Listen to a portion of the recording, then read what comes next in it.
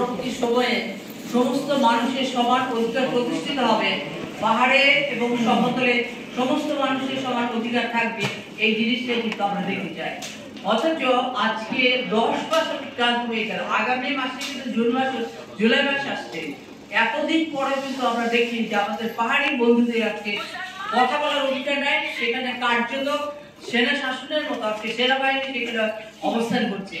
আমরা আজকে আমি গণতান্ত্রিক বিপ্লবী পার্টির সাধারণ সম্পাদক হিসেবে এবং সমস্ত প্রগতিশীল রাজনৈতিক দলগুলোর পক্ষ থেকে বলতে চাই যে আমরা এই ঘটনাকে নিন্দা জানাই, আমরা এটার প্রতিবাদ জানাই।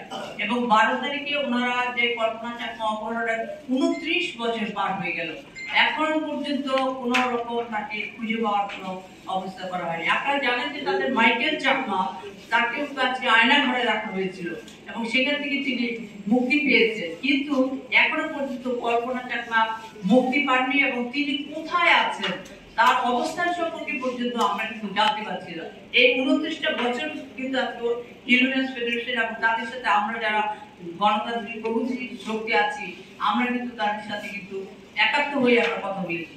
আমি শেষ কথা যেটা বলতে চাই, আমাদের প্রত্যাশা হচ্ছে গণ অভ্যুত্থানে আজকে যারা অংশগ্রহণ করেছেন, আজকে ফ্যাসিস্ট সরকারের বিরুদ্ধে যারা লড়াই করেছেন, ওই সমস্ত বন্ধুদের মধ্যে আজকে পাহাড়ে এবং সমতলে যে আদিবাসীরা আছেন তাদের অত্যন্ত জোরালো ভূমিকা ছিল, অত্যন্ত সরকারি ভূমিকা ছিল। তাই তাদের প্রতি কোন রকম বৈষম্য প্রদর্শন না করে আজকে তাদের সমান অধিকার প্রতিষ্ঠা করা হোক। কল্পনা চাকমা এখন কোথায় সেই সম্পর্কে রাষ্ট্রের তদন্ত, রাষ্ট্রের আজকে তদন্ত করে সেটার বিচার করা, অনুসন্ধান করা, সেটা আমরা আসলে বের করতে চাই। এবং 12 তারিখে যে ঘটনা হয়েছে, এই ঘটনা আমরা তীব্র নিন্দা জানাই। পাশাপাশি বলতে চাই এখানে ওয়ালন্টিয়ার প্রভা, তারপরে এখানে নীতি পরিষ্কার করে বলেছেন যে তারা মামলা নিতে গেছেন, আজকে থানায় তাদেরকে মামলা নেওয়া হয়। এই পুলিশ তাহলে কার ভূমিকা? পুলিশ যে ভূমিকাতে অবতীর্ণ হয়েছিল, আজকে এই গণঅভ্যুত্থান পরবর্তী সরকার সেই একই ভূমিকা পালন করবে, এটা কিন্তু কোনোভাবেই আমাদের কাছে কাম্য নয়।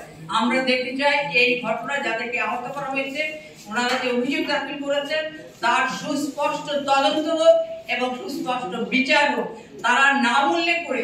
এবং এখানে আছেন যে উষাদল চাকমা, উনিও কিন্তু আমাকে ছবি দেখিয়েছেন। আজকে এখানে ওনারা যে দুটো নাম বলেছেন, ইমরান হোসেন এবং ফাহিম, যে নাম তাদেরকে বলে সাধারণ সম্পাদক, ছাত্র দলের সাধারণ সম্পাদক ডিগ্রি কলেজে, তাদের ছবি সহ কিন্তু আজকে তারা আমাদেরকে দেখাচ্ছেন। তাহলে এখনো পর্যন্ত কেন তাদেরকে গ্রেফতার করা হচ্ছে না?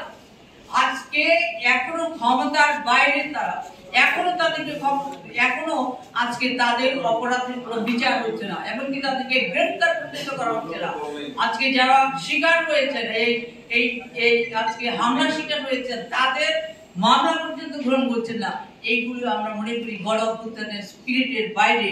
গণ অভ্যুত্থান আমরা করেছিলাম এই জন্য যে ফ্যাসিস্ট শাসনকে হটিয়ে প্রকৃতপক্ষে একটা গণতান্ত্রিক এবং সমস্ত মানুষের সমান অধিকার প্রতিষ্ঠার একটা সরকার, সমান অধিকার প্রতিষ্ঠার একটা শাসন ব্যবস্থা, একটা সমাজ ব্যবস্থা প্রতিষ্ঠিত হবে, সেই আকাঙ্ক্ষা থেকে, সেই স্বপ্ন থেকে আজকে সেই গণ অভ্যুত্থানের সেই স্পিরিটের বাইরে অবস্থা নিয়ে আজকে এখানে যে কাজ করা হচ্ছে, এই যে আমাদের পাহাড়ি ভাইদের সাথে, বোনদের সাথে যে আচরণ করা হচ্ছে এবং তাদের সাথে সংহতি প্রকাশ করতে গিয়ে 12 তারিখে যে ঘটনা করা হচ্ছে, এটা সুস্পষ্ট বিচার করবেন সরকার, এই জিনিসটা আমরা দেখতে চাই।